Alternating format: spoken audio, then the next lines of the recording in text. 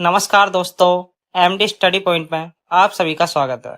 आज की इस क्लास में हम समझने वाले हैं 11th क्लास की पॉलिटिकल साइंस का चैप्टर 2 भारतीय संविधान में अधिकार।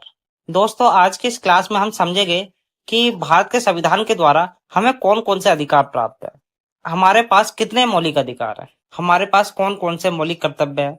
इन सभी के बारे में आज की इस क्लास में हम चर्चा करने वाले हैं। तो चलिए आज की इस क्लास को शुरू करते हैं। मौलिक अधिकार। दोस्तों, पहले हम मौलिक अधिकारों के बारे में समझते हैं। मौलिक अधिकार वे अधिकार होते हैं जो व्यक्ति के व्यक्तित्व के विकास के लिए जरूरी होते हैं।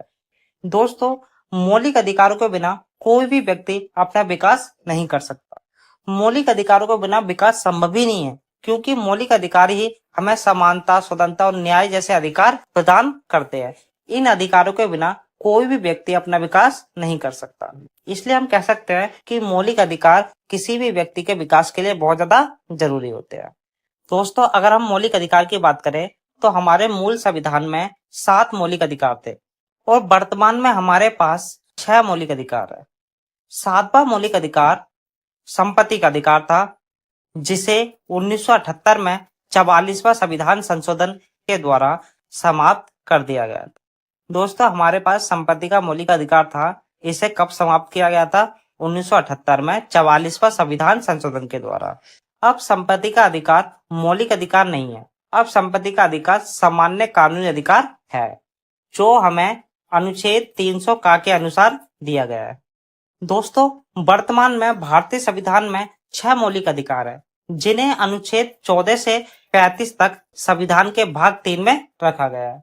दोस्तों, वर्तमान में हमारे पास कितने मौलिक अधिकार हैं? 6 मौलिक अधिकार है, जो संविधान के भाग 3 में है और आर्टिकल 14 से 35 तक। कहां से कहां तक है? आर्टिकल 14 से लेकर 35 तक भारतीय संविधान में मौलिक अधिकारों का जिक्र किया गया है। अब हम देखते हैं कि हमारे पास कौन कौन से मौलिक अधिकार है, इनके बारे में समझते हैं। दोस्तों, भारत के संविधान के 6 मौलिक अधिकार इस प्रकार है। पहला है समानता का अधिकार, अनुच्छेद 14 से 18 तक। दूसरा है स्वतंत्रता का अधिकार, अनुच्छेद 19 से 22 तक। तीसरा है शोषण के विरुद्ध अधिकार, अनुच्छेद 23 से 24 तक। चौथा है धर्म की स्वतंत्रता का अधिकार, अनुच्छेद 25 से 28 तक। पांचवा है संस्कृति और शिक्षा संबंधी अधिकार, अनुच्छेद 29 से 30 तक। छठा है संवैधानिक उपचार का अधिकार, जो अनुच्छेद 32 में है। ये 6 मौलिक अधिकार भारतीय नागरिकों को संविधान के द्वारा प्रदान किए जाते हैं। दोस्तों, इन सभी मौलिक अधिकारों के बारे में समझते हैं। पहले हम समझेंगे समानता का अधिकार। अनुच्छेद 14 कानून के समक्ष समानता। अनुच्छेद 14 के अनुसार कहा जाता है कि सभी व्यक्तियों को कानून के समक्ष समान सुरक्षा, समान व्यवहार का अधिकार होगा और उनके साथ कोई भी भेदभाव नहीं किया जाएगा। कानून के समक्ष सभी व्यक्ति समान हो गए, उनके साथ कोई भी भेदभाव नहीं किया जाएगा। अनुच्छेद 15 कहता है भेदभाव का निषेध, अर्थात देश में धर्म, नस्ल, जाति, लिंग, जन्म स्थान आदि के आधार पर किसी भी व्यक्ति के साथ कोई भी भेदभाव नहीं किया जाएगा। जैसे पहले गांव वगैरह में आपने देखा होगा कि पहले गांव में क्या होता था, जो नीची जाति के लोग होते थे उनको कुएं वगैरह पे पानी भरने के लिए नहीं चढ़ने दिया जाता था, उनके अलग कुएं होते थे, उन्हें मंदिरों में जाने की अनुमति नहीं थी। ये सभी भेदभाव आर्टिकल 15 के द्वारा समाप्त किए जाते हैं। अनुच्छेद 16 सार्वजनिक रोजगार में समानता, अर्थात लोक नियोजन के विषय में समानता। इसके अनुसार कहा जाता है कि राज्य में कोई भी नौकरी निकलती है तो उस नौकरी को प्राप्त करने का सभी व्यक्तियों के पास समान अधिकार होता है।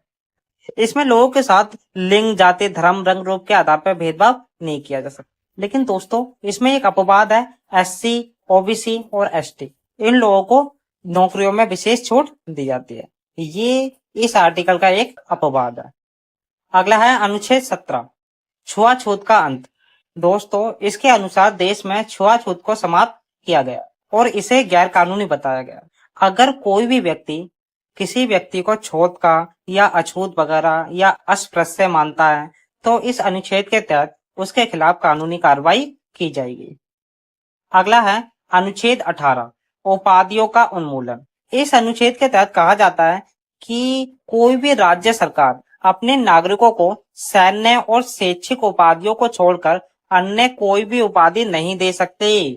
इसके अनुसार ये भी कहा जाता है, यदि विदेशी सरकार किसी व्यक्ति को कोई भी उपाधि देती है या कोई भी रोजगार का अवसर देती है या अपने देश में कोई भी पद देती है, तो वह व्यक्ति उस पद को स्वीकार करने से पहले राष्ट्रपति से अनुमति लेगा। तो दोस्तों, इस प्रकार से अनुच्छेद 14 से 18 तक समानता का अधिकार है। हमारा दूसरा मौलिक अधिकार है स्वतंत्रता का अधिकार, जो अनुच्छेद 19 से लेकर 22 तक है। इसके बारे में समझते हैं। अनुच्छेद 19। दोस्तों, अनुच्छेद 19 हमें 6 प्रकार की स्वतंत्रताएं उपलब्ध कराता है। पहला, भाषण और अभिव्यक्ति की स्वतंत्रता। इसके अंदर क्या होता है? इसके अनुसार प्रत्येक नागरिक अपने विचार और अपनी राय स्वतंत्र रूप से व्यक्त कर सकता है। दूसरा है शांतिपूर्वक इकट्ठा होने की स्वतंत्रता। इसके अनुसार नागरिकों को बिना हथियार के शांतिपूर्वक इकट्ठा होने और विरोध प्रदर्शन करने का अधिकार है। अपनी मांगे सरकार के सामने रखने का अधिकार है। तीसरा है संघ या यूनियन बनाने की स्वतंत्रता। इसके अनुसार नागरिक अपने पसंद के संगठन या यूनियन बनाने का अधिकार रखते हैं, जैसे राजनीतिक दल, ट्रेड यूनियन आदि। किसी भी पार्टी में शामिल हो सकते हैं या अपनी खुद की पार्टी बना सकते हैं। इसके तहत ये सभी कार्य कर सकते हैं। भारत में कहीं भी घूमने की स्वतंत्रता। इसके अनुसार भारत का कोई भी नागरिक देश के किसी भी हिस्से में घूमने जा सकता है, कहीं की भी यात्रा कर सकता है। अगला है भारत में कहीं भी बसने और रहने की स्वतंत्रता। दोस्तों, इसके अनुसार नागरिकों को भारत के किसी भी हिस्से में बसने या रहने का अधिकार है। भारत का कोई भी नागरिक भारत के किसी भी इलाके में बस सकता है, कहीं पर भी जमीन वगैरह खरीद सकता है। अगला है कोई भी पैसा, व्यवसाय या व्यापार या कारोबार करने की स्वतंत्रता। इसके अनुसार भारत का कोई भी नागरिक कानून के दायरे में रहकर कोई सी भी आर्थिक क्रियाएं कर सकता है। तो दोस्तों, ये 6 अधिकार हमें आर्टिकल 19 के तहत दिए जाते हैं। अगला है अनुच्छेद 20। अनुच्छेद 20 के अनुसार कहा जाता है कि एक अपराध की एक ही सजा। कोई भी व्यक्ति है, उसने कोई भी अपराध कर दिया है, तो उस अपराध की उसे एक ही बार सजा दी जाएगी। उसको एक अपराध के लिए 2 बार सजा नहीं काटनी पड़ेगी। यह आर्टिकल 20 के अनुसार कहा जाता है। इसके अनुसार ये भी कहा जाता है कि किसी भी व्यक्ति को न्यायालय में खुद के खिलाफ गवाही देने के लिए मजबूर नहीं किया जाएगा। अगला है अनुच्छेद 21, प्राण एवं दैहिक स्वतंत्रता। इसके अनुसार प्रत्येक व्यक्ति को सेल्फ डिफेंस करने की स्वतंत्रता है, अपने प्राण की रक्षा करने की, अपने प्राण और देही की रक्षा करने की स्वतंत्रता है। अगला है अनुच्छेद 22। दोस्तों, अनुच्छेद 22 मनमानी गिरफ्तारी और हिरासत को रोकता है। इसके अनुसार अगर कोई भी व्यक्ति उसे गिरफ्तार किया जा रहा है, तो उसे ये जानने का अधिकार होता है कि उसे क्यों गिरफ्तार किया जा रहा है, और उसे जो सजा दी जाएगी वो कानून के अनुसार ही दी जाएगी। हाँ, और उस व्यक्ति को 24 घंटे के अंदर मजिस्ट्रेट के सामने पेश किया जाना चाहिए।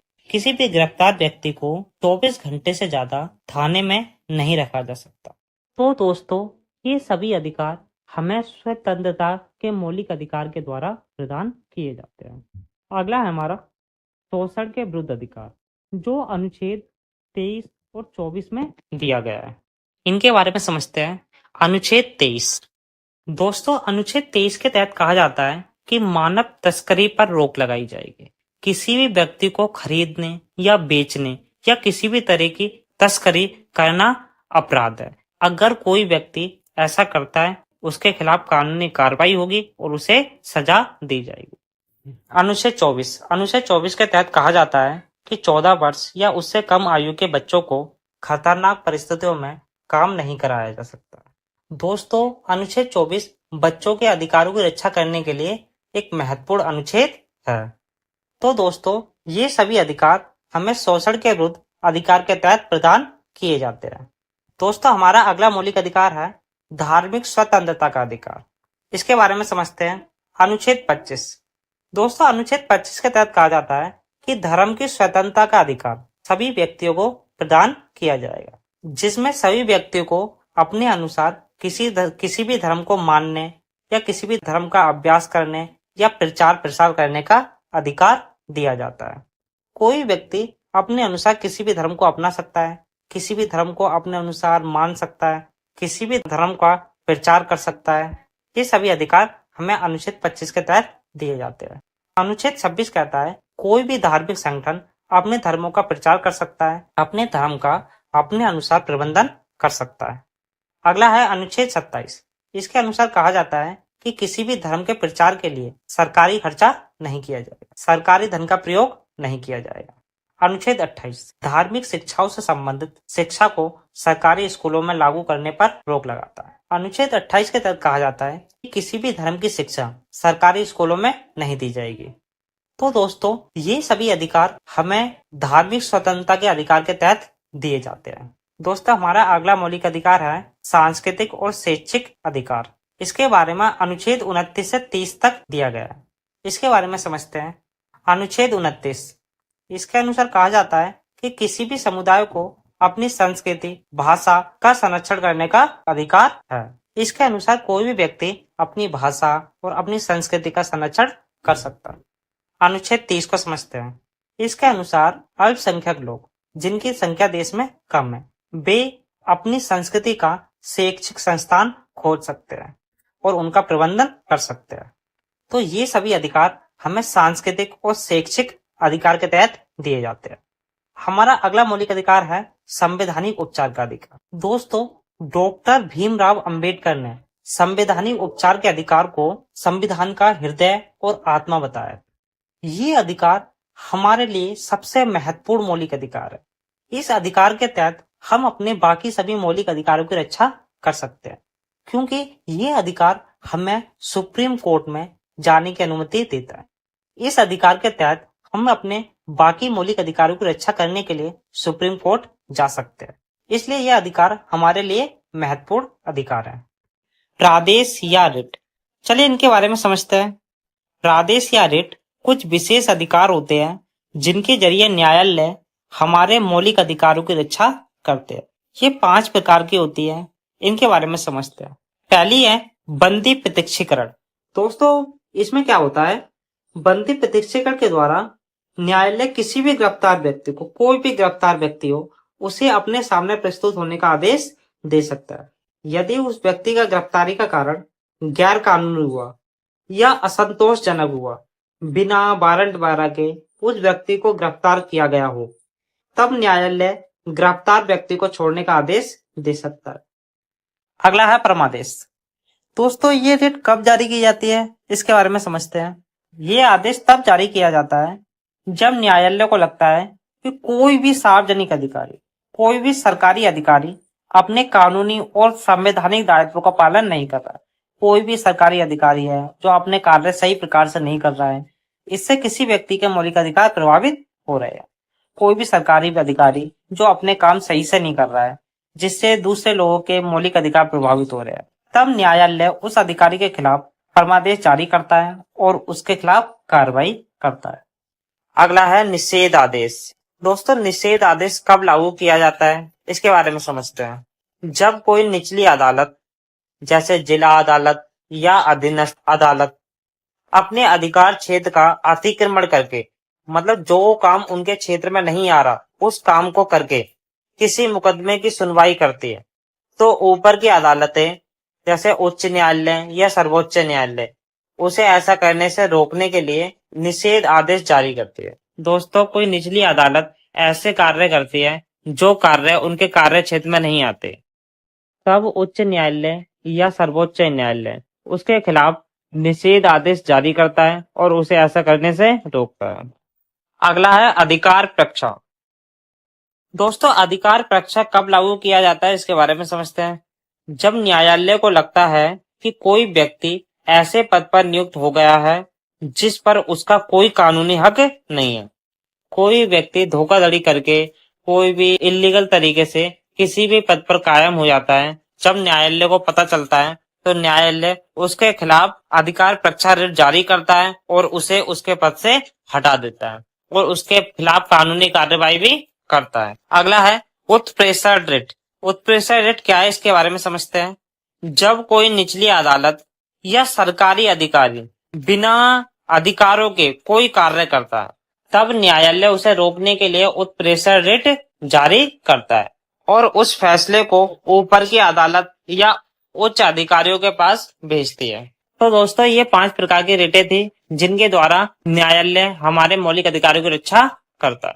तो दोस्तों ये 5 प्रकार की रिटें थी, आदेश थे जिनके द्वारा उच्च न्यायालय हमारे मौलिक अधिकारों की रक्षा करती है। तो अब हम राज्य के नीति निर्देशक सिद्धांतों के बारे में समझते हैं।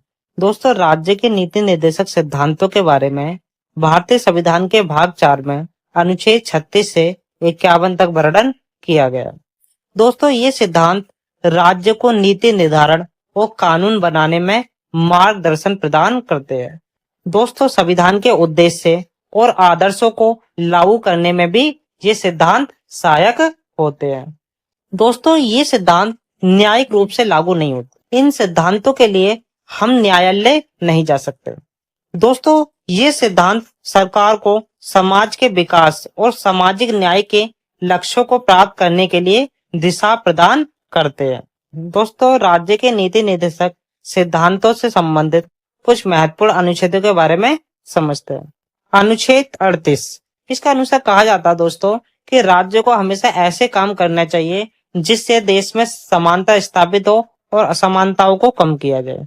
अनुच्छेद 39 दोस्तों अनुच्छेद 39 के तहत कहा जाता है कि राज्य ये सुनिश्चित करेगा कि आर्थिक संसाधनों का वितरण समाज के सभी वर्गों के बीच समान रूप से किया जाए और महिलाओं और बच्चों की रक्षा की जाए।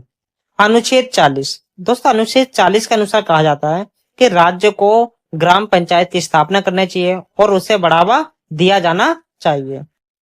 अनुच्छेद 46 इसके अनुसार कहा गया है कि देश के पिछड़े वर्गों के लिए सरकार ऐसी योजना बनाए जिनसे उनका भी विकास हो सके और उन लोगों की स्थिति सुधर सके। दोस्तों अब राज्य के नीति निर्देशक सिद्धांतों की विशेषताओं के बारे में समझते हैं। दोस्तों ये सिद्धांत राज्य को नीति बनाने में मार्गदर्शन प्रदान करते हैं। राज्य कोई भी नीतियां बनाता है, कोई भी कानून बनाता है, उन कानूनों को बनाने में, उन नीतियों को बनाने में ये राज्य को निर्देश करते हैं, राज्य का मार्गदर्शन करते हैं। दोस्तों ये सिद्धांत समाज में सामाजिक और आर्थिक न्याय को बढ़ावा देते हैं और भेदभाव को कम करते हैं। दोस्तों ये सिद्धांत नागरिकों को पर्यावरण के प्रति और अपने अधिकारों के प्रति जागरूक करने का काम भी करते हैं। दोस्तों अब हम समझते हैं मौलिक कर्तव्य। दोस्तों मौलिक कर्तव्यों के बारे में हमारे संविधान के भाग 4 के का में अनुच्छेद 51 के का में वर्णन किया गया। दोस्तों मौलिक कर्तव्य हमारे मूल संविधान में नहीं थे, इन्हें 42वां संविधान संशोधन 1976 के तहत भारतीय संविधान में जोड़ा गया। दोस्तों इन कर्तव्यों को भारत के संविधान में सोवियत संघ के संविधान से शामिल किया गया था। दोस्तों ये कर्तव्य नागरिकों के लिए उन जिम्मेदारियों और दायित्वों को निर्दिष्ट करते हैं जो एक अच्छे नागरिक होने के नाते सभी को निभाने चाहिए। दोस्तों ये कर्तव्य नागरिकों को जिम्मेदार नागरिक बनने में मदद करते हैं। दोस्तों ये कर्तव्य नैतिक जिम्मेदारी को दर्शाते हैं और नागरिकों को एक जिम्मेदार और आदर्श नागरिक बनने के लिए प्रेरित करते हैं। दोस्तों ये कर्तव्य कानूनी रूप से लागू नहीं होते, यानी इनका उल्लंघन करने पर किसी भी व्यक्ति के खिलाफ कानूनी कार्रवाई नहीं होती, लेकिन इन कर्तव्यों का पालन करके नागरिक समाज की भलाई में योगदान देते हैं।